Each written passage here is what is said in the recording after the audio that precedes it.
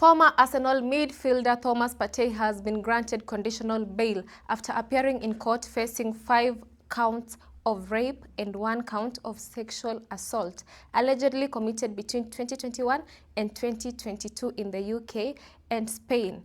On August 5, 2025, at Westminster's Magistrates Court in London, the 32-year-old Ghanaian stood quietly in the dock wearing a dark zip-up jumper and was not asked to enter a plea. Chief Magistrate Paul Goldspring granted bail, imposing conditions: no contact with the 3 complainants, mandatory reporting to police of any address changes, or international travel.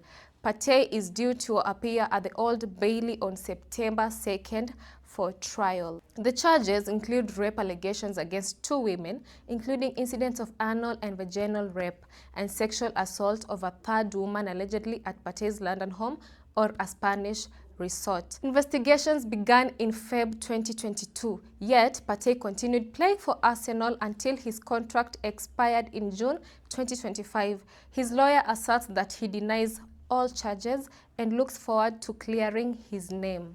Signed in 2020 for £45 million from Atletico Madrid, Partey played 167 games for Arsenal, scoring 9 goals. He celebrated multiple honors and represented Ghana over 50 times. Reports link him to a potential move to Villarreal, although fans have expressed concern over recruiting a player facing serious allegations.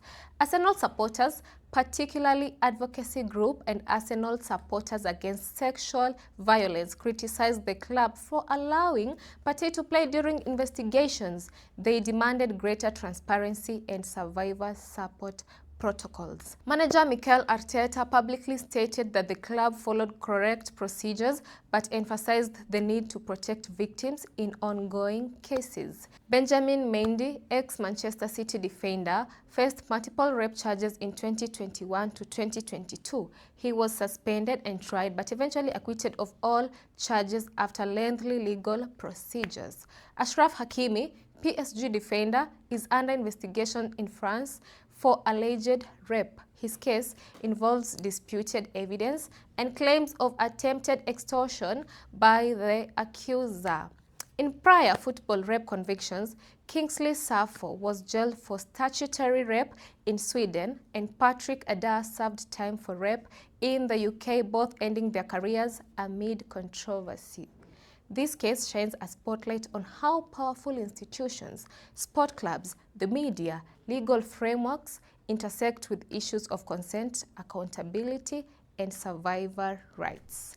It also raises key questions about due process versus public impact. When should a club suspend a player under investigations? How should fans and institutions balance legal neutrality against moral responsibility?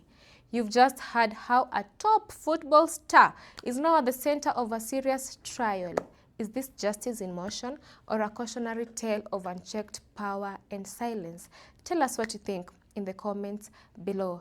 Like, share, subscribe, because at GTN Africa, we don't just report stories, we challenge them.